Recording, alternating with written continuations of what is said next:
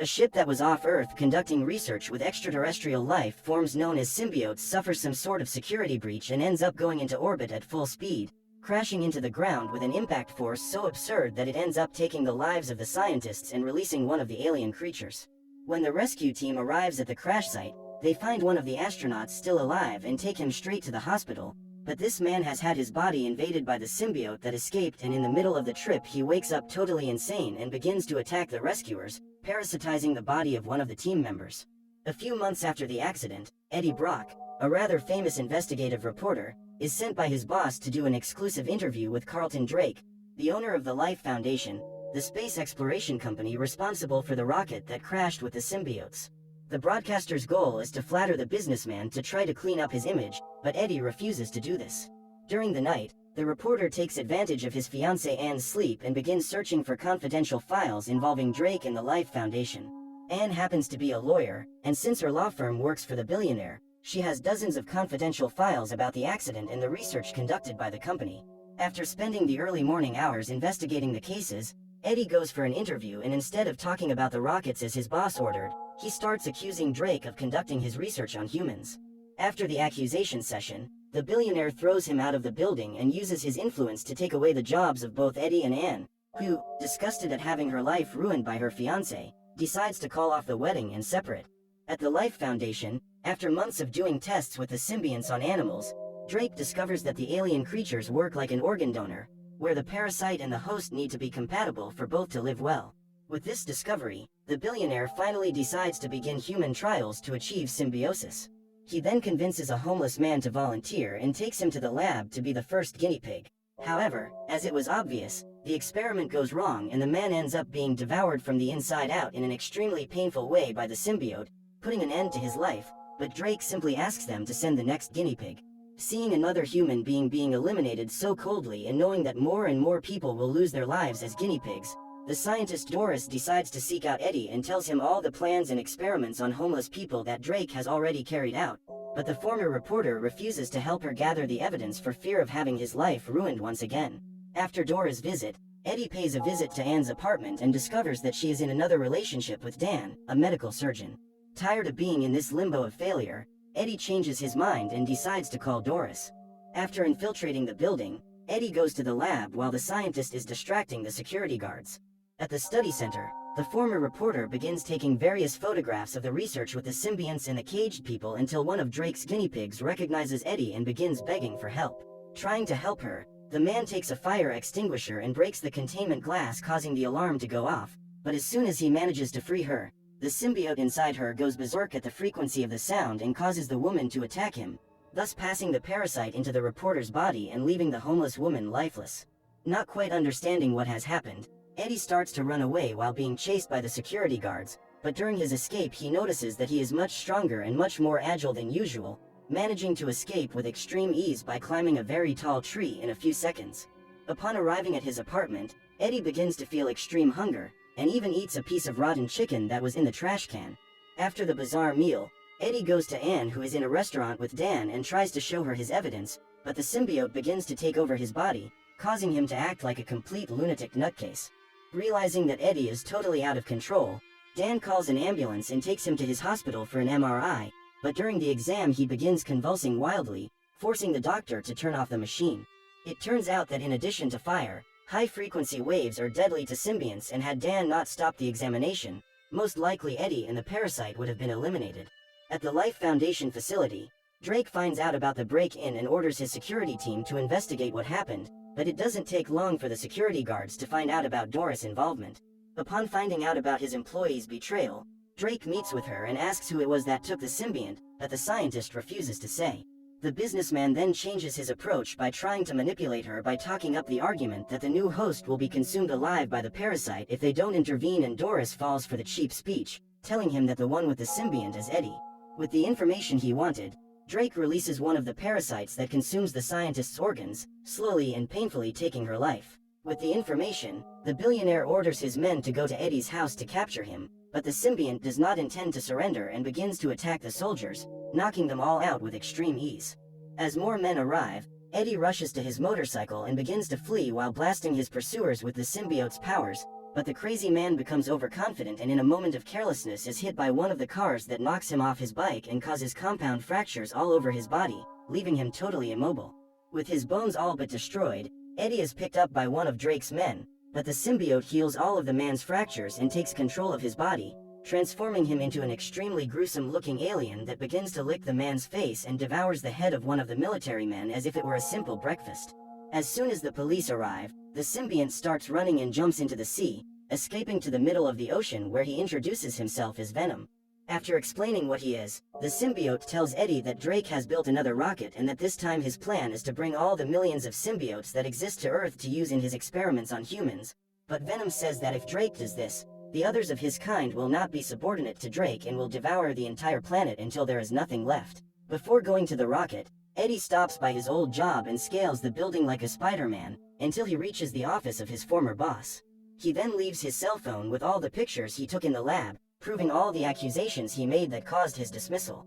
As Eddie comes down from the building, he is surrounded by special agents who start firing gas rounds, but Venom takes control and manages to eliminate each of the military. But just as he was about to devour the head of the last man, Anne appears and, scared, forces Eddie to return to his original form, preventing him from making his snack. She then tells the reporter that Dan wants to run some more tests and takes him to the hospital. While all this was going on, that other symbiont that managed to escape during the accident was parasitizing various bodies until he found out about Drake's plans and used a little girl as his host to take him to the businessman, thus possessing his body.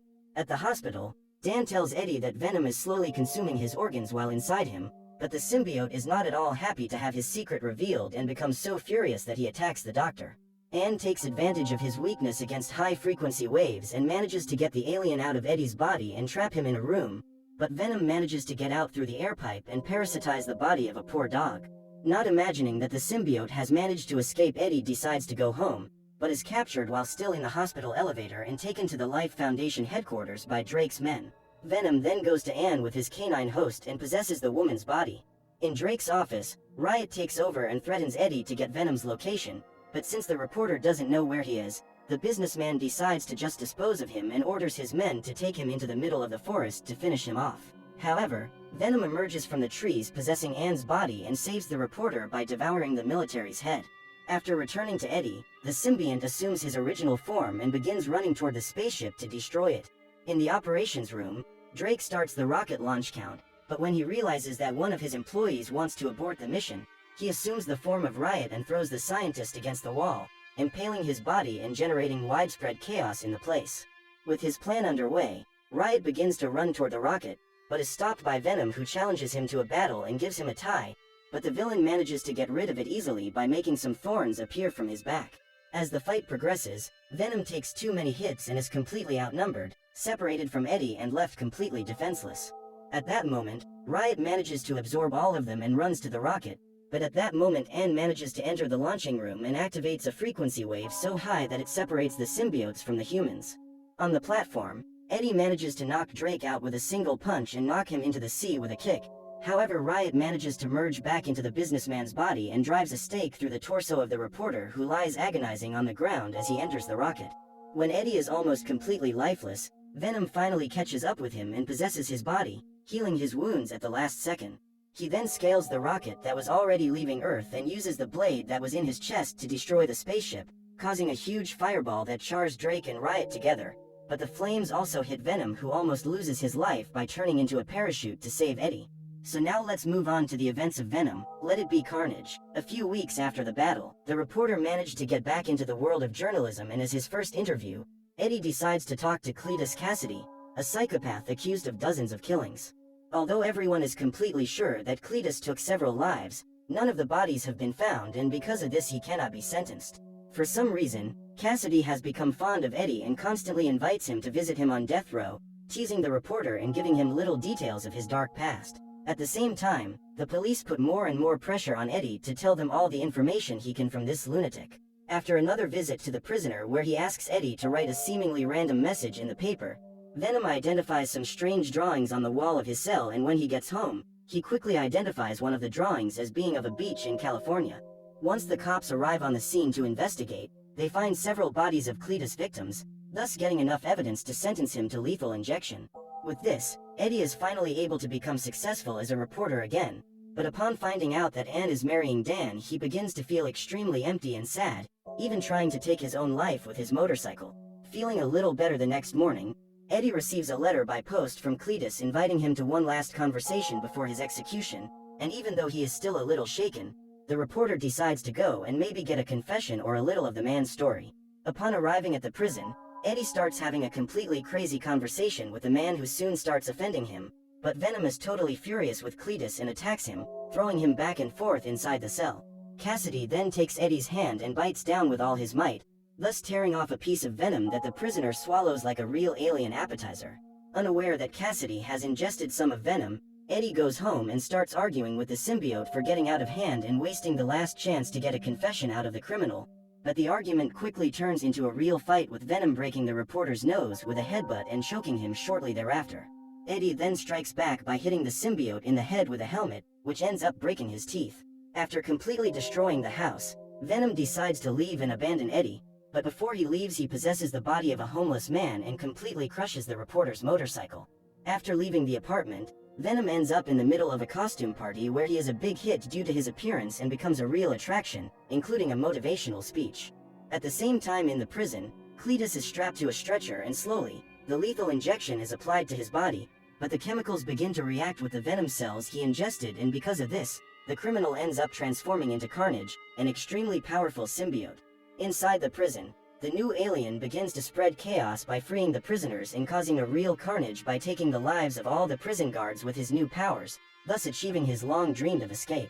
In his apartment, Eddie sees on the news about Cletus' escape, and already knowing that the criminal will go after him, he starts listening to the recordings he made of his last conversation to try to predict the lunatic's next move. And while he is looking at the sketches Venom made of the drawings on the wall of his cell, Eddie sees that he drew the St. Estes orphanage, a place that functioned almost like a sanatorium for children. But what is the villain's link to this place? Well, after taking the lives of his grandmother and mother when he was little, Cassidy ended up in the orphanage and met a girl named Frances Barrison, a little meta-human who has such powerful vocal cords that she is able to destroy hearing with a single scream. Cletus and Frances quickly fell in love and developed a loving relationship over the years until she was transferred to a psychiatric institute for mutants known as Ravencroft, and Cassidy escaped to commit his crimes, thus building his reputation as a sociopath. In St. Estes, Eddie begins to explore the site, which is now completely abandoned, until he finds carved into a tree a heart with CK plus FB, the initials of Cletus and Frances. With this discovery, Eddie immediately calls Detective Mulligan, the policeman responsible for the Cassidy hunt and also the man who took the sight out of Frances' left eye. Knowing well the case of the two, Mulligan immediately assumes that Cletus is going to rescue his beloved. Finally free on the streets, Cassidy steals a convertible car and uses it to drive to a convenience store where he beats up the cashier so he can use Carnage's abilities to hack into the police system, thus managing to discover that Frances is being held at the Ravencroft Institute.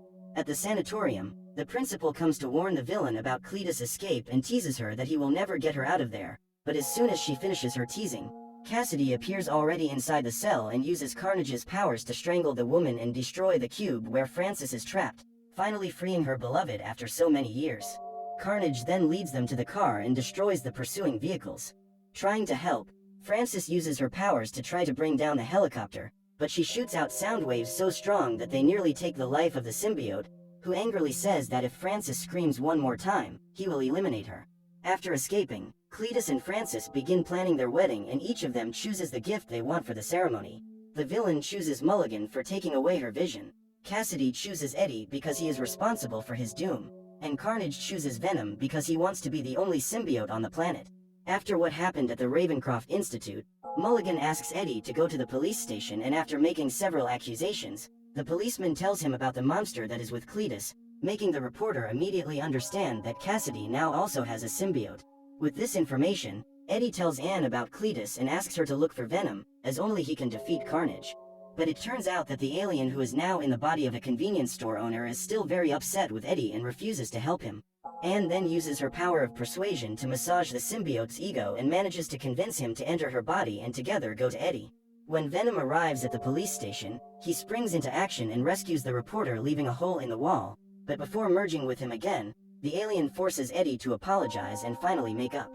Knowing what Cassidy is capable of, Eddie asks Dan and Ann to pack their things and leave town as quickly as possible while he tries to track down the villain, but the couple doesn't even have time to try to escape.